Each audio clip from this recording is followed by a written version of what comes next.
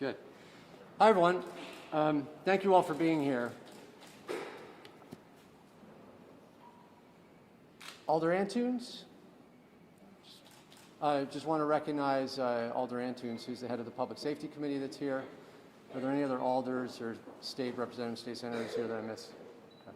Thank you for being here, Alder Antunes. I stand beside two extraordinary women today, and it gives me great pride to announce today that I will be appointing Regina Rush Kittle, to my right, to the position of CAO, Chief Administrative Officer, and Renee Dominguez to the position of Chief of Police. I think that deserves a round of applause.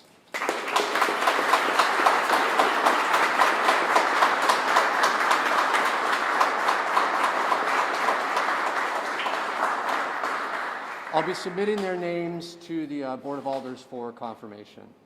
It's a very exciting day for New Haven. These are two incredibly experienced leaders, and together they're going to greatly contribute to our efforts to reimagine public safety. Our search for the next Chief Administrative Officer, I don't need to tell many of you, has taken a long time. But I believe the wait was worthwhile, as we have been able to attract an incredible leader in Regina Rush Kittle. I want to say a few words about her first. Ms. Rush Kittle began her law enforcement career as a police officer in Middletown. She served in the Connecticut State Police for nearly 30 years. She rose through the ranks, including sergeant, lieutenant, major, and commanding officer of a barracks and district. Did I get that all right? Yes, sir. Yeah. She served in the U.S. Marine Reserves and deployed in Iraq as well as Afghanistan, where she earned a Bronze Star. Since 2019, she has served as Deputy Commissioner of Emergency Management and Homeland Security for the state of Connecticut. She has a BA in Political Science from the University of Connecticut, an MS in Criminal Justice Administration from Western New England College, and is a graduate of the FBI National Academy. I mean, what hasn't she done? And I'm also excited that part of her team is her husband, Will, who I understand is a Hill House grad. There you are, Will. So, we represent you. Thank you for supporting Ms. Rush Kittle in her next part of her second career, if you will. Ms. Rush Kittle's impressive resume is topped only by compliments made by her, by everyone I've spoken with. I've made a lot of calls to get a sense of how she is as a leader and how she is as a worker in the state of Connecticut. And just person after person had nothing but nice things, positive things to say about her, in particular about her steadfast leadership. We're very excited to welcome you to our team. Chief Dominguez. In the 5 months that Chief Dominguez has led the police department, she's done so with passion and determination, and done so through some very tough times. From a nationwide rise in violent crime that New Haven has experienced as well, to losing an officer in a tragic incident, to more recently holding officers accountable in order to maintain the integrity of the police department. Chief Dominguez has proved herself as a strong leader and the right person for the job. She's also been a willing partner in the work that we are doing to reimagine public safety. And I don't say that lightly because not every police chief would do that. We're working hard to create a crisis response team and a new department, and the chief has always been willing to step up and partner with us to make sure that those initiatives are successful. Chief Dominguez began her law enforcement career 22 years ago and has been with the New Haven Police Department since 2002.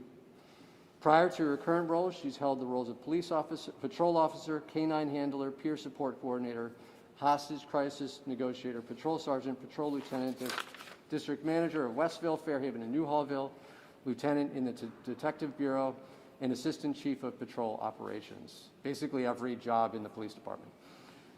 She has a bachelor's degree in Spanish from Southern Connecticut State University, a master's degree in criminal justice at the University of New Haven. And her husband, Manny, is also a police officer and a Bridgeport kid. We will not hold that against you, Manny.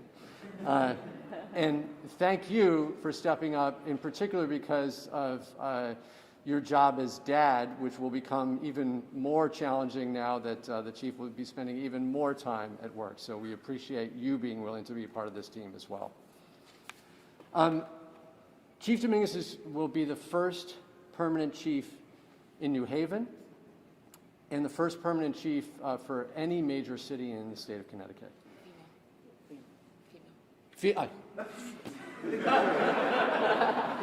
There's been many, many permanent chiefs over many years in the state of Connecticut and in New Haven. Chief Dominguez will be the first female permanent chief in New Haven and the first female permanent chief for any major city in Connecticut. This is historic, and let's be clear what it says. It says that the chief has worked hard in a career that has traditionally been dominated by men. She has risen through the ranks, earned the respect of her colleagues and community members, all while managing the responsibilities of being a mother. She has earned this appointment, and I admire her for stepping up at this moment. Thank you, Chief. So I will hand it over to first Ms. Rush Kittle to make a couple of remarks.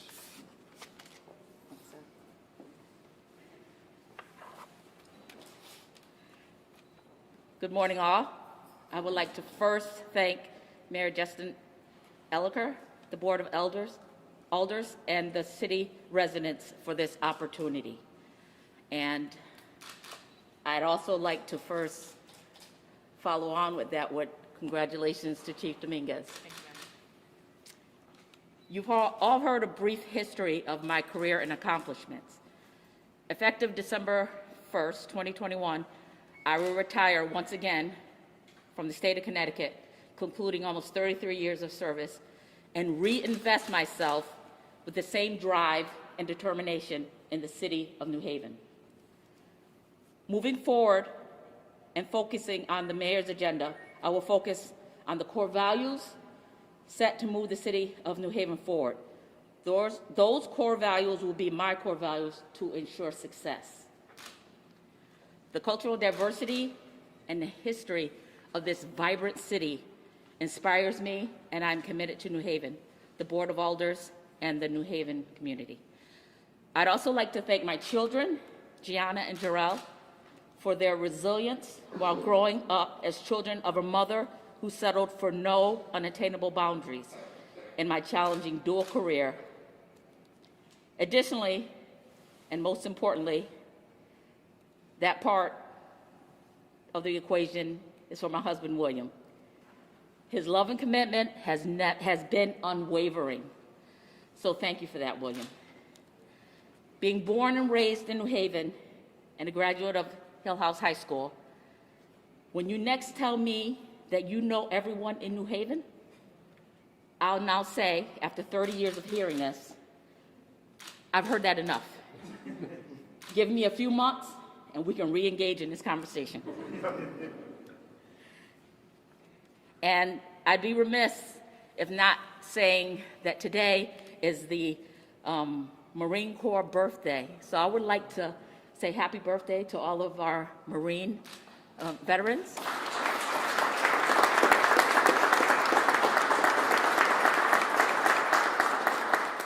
And given that tomorrow is Veterans Day, I want to wish a happy Veterans Day for all of our New Haven veterans and all veterans who have made that, volunteered their service for this country. So, thank you.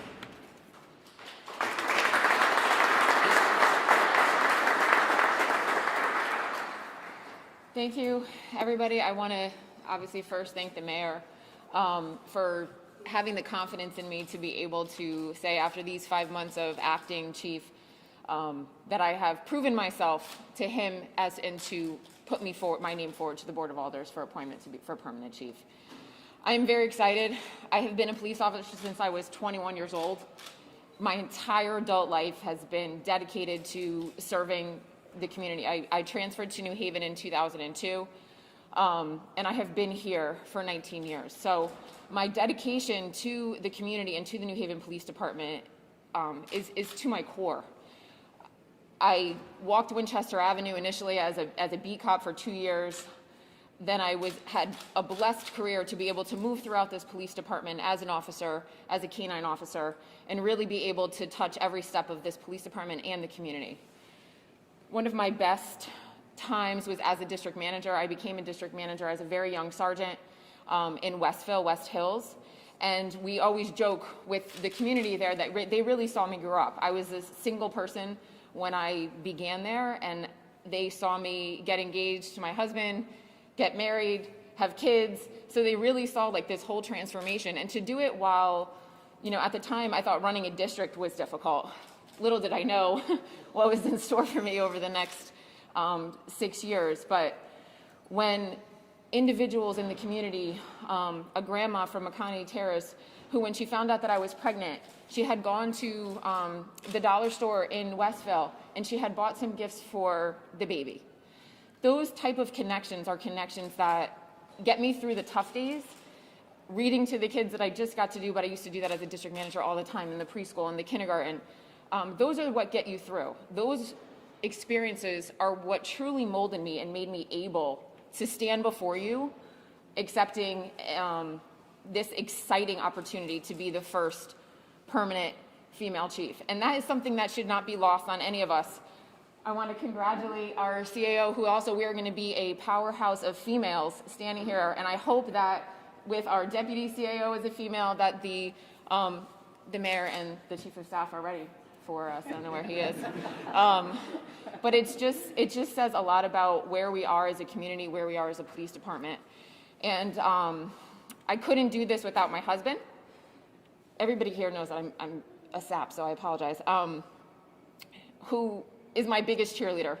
We joke, we call him, you know, the first man. And he takes it. He says, whatever I need, we have together. And he has supported me for 20 years of policing, and he said, this is the trajectory of your career, and I am behind you. And I couldn't be more thankful, and I couldn't do it without him.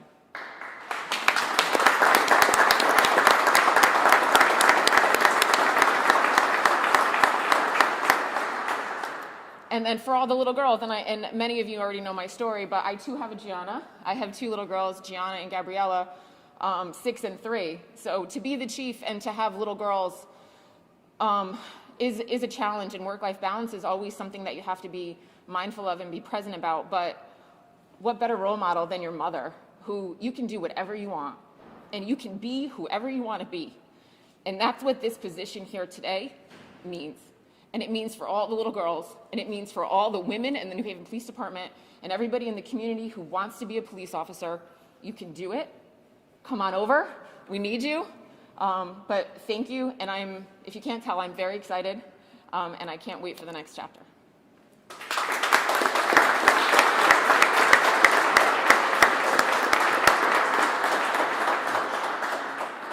I also wanted to acknowledge Fire Commissioner Steve Cousins and Police Commissioner Darrell Brooks for being here. Thank you.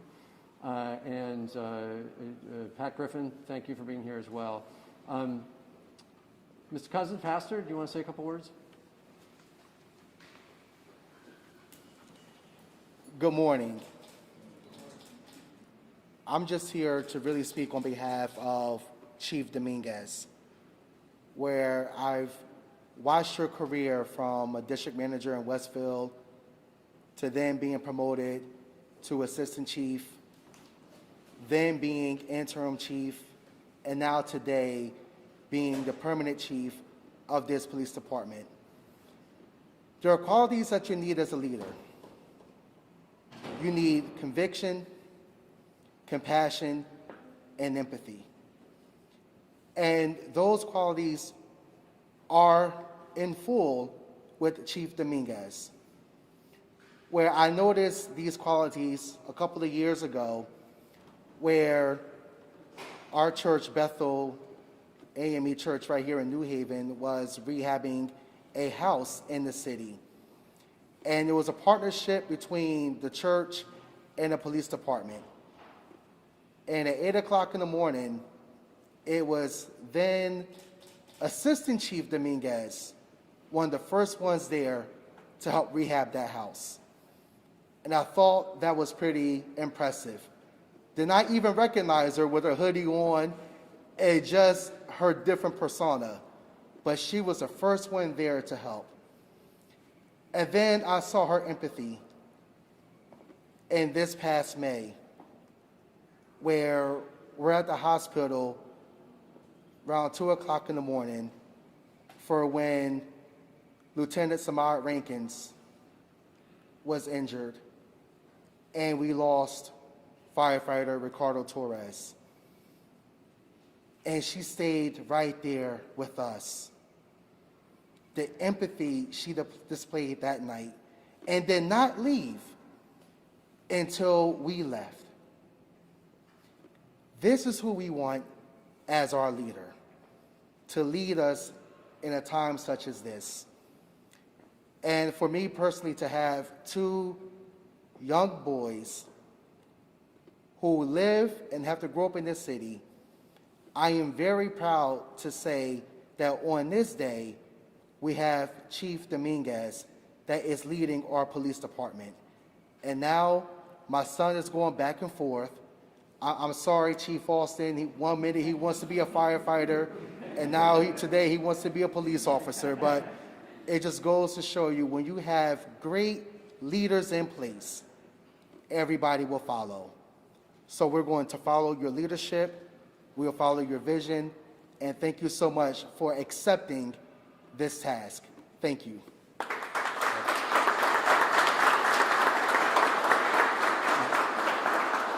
Thank you, Pastor Cousin. Pastor Darrell Brooks has been kind enough to say a few words as police commissioner as well.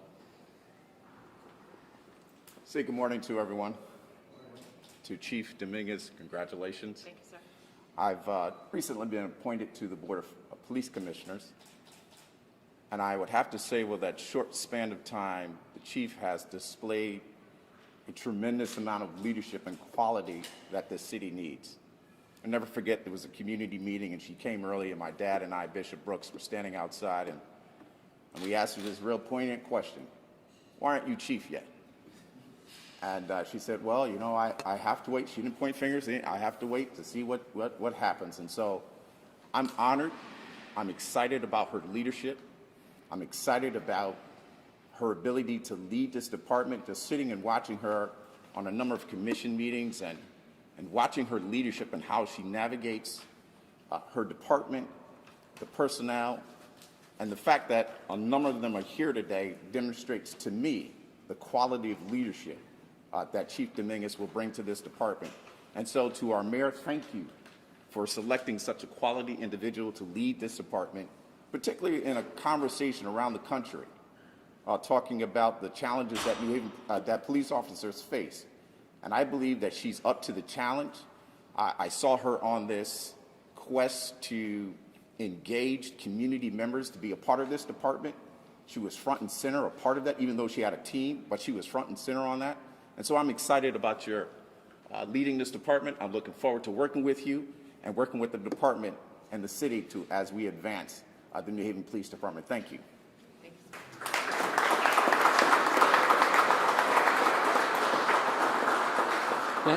Thank you, Pastor Brooks. State's Attorney Griffin has also been kind enough to offer a few remarks. So good morning. I'd like to congratulate two outstanding women who've been elevated to these crucial positions and congratulate Mayor Elicker for making such fine choices. In terms of Chief Renee Dominguez, over the last several years, I've come to know her both as a police officer, and as a chief, and as a friend. And I can tell you that as a state's attorney here, we have complete confidence, when I say we, my office, in her leadership. She's proven, she's tested, she's reliable, and she's a partner.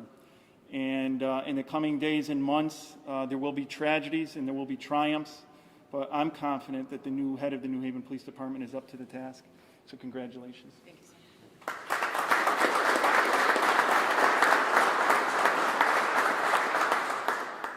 Thank you, State's Attorney Griffin. Just a couple quick housekeeping or kind of informational items. Your start date is, remind me, December 6th, and both appointees require Board of Alders confirmations, so we will be submitting those names. I will be submitting those names. Then that will start the process on Monday of next week. Are there any questions from folks? For Chief Dominguez, first, can you tell us a bit about what you've learned about the challenges of running this department over the past 10 months or so since you've been interim and acting, especially at a time of local and national rising gun violence? Yeah, we have definitely had our challenges. We've had our challenges with crime just increasing. I do think that we've been able to come together as not only just a police department, but as a city to think outside the box and say that how are we going to reduce the gun violence? And we have. If you look at our numbers in the beginning of the year, how they were elevated, and we thought we were really going to outpace what our numbers of 2020 were, and now look at the work that we've been able to do to slow that gun violence, homicides, and non-fatal shootings down. It's just a testament to all the work that we're doing and the work that we're doing collaboratively. So that has been a challenge coming into that, and all the other little kind of pieces that you don't expect to come up, and things that you find maybe could run better at the police department. And unfortunately, sometimes we find these by finding errors. But those are ways that we're able to work through as a department, as a city, to be able to know that not everything that we're doing is perfect. We're never going to be perfect, but we're always going to improve, and we're always going to look at our deficiencies and how can we make them better so that we can give a better product to the city of New Haven. And if you're approved by the Board of Alders, what would your top priorities be for running this department in months and years ahead?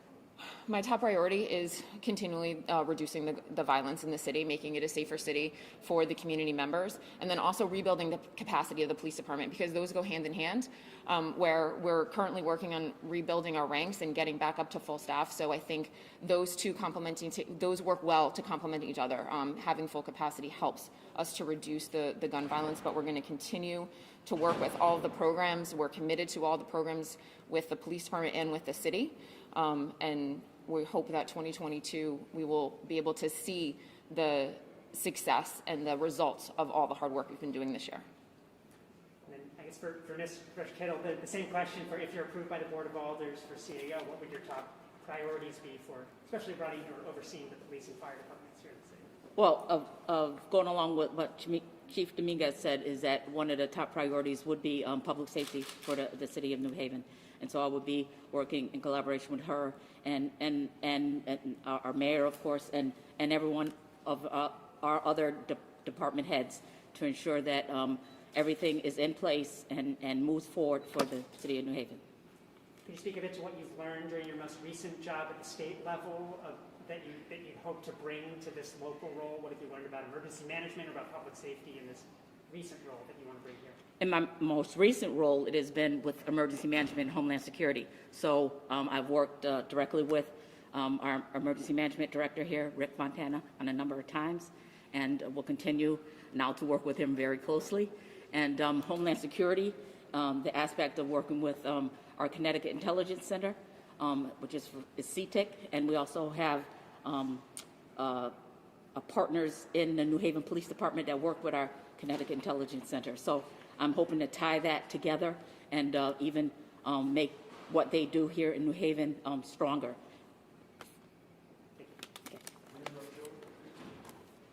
What's attracted you about taking this job? Why did you want to take this next step in your career? What most attracted me about this was after having a discussion with our mayor, I felt that I had prepared myself fully for this role through the course of my dual law enforcement and military career, and especially with now adding on to that my almost 3 years with the Division of Emergency Management and Homeland Security. So if you combine all of that, I thought I had enhanced everything about my career enough to move to this next level. So move everything I've done for the state and, like I said, disengage from what I'm doing for the state and move to a city. And this is a perfect city to do that in. Any other questions? Okay. Thanks, everybody.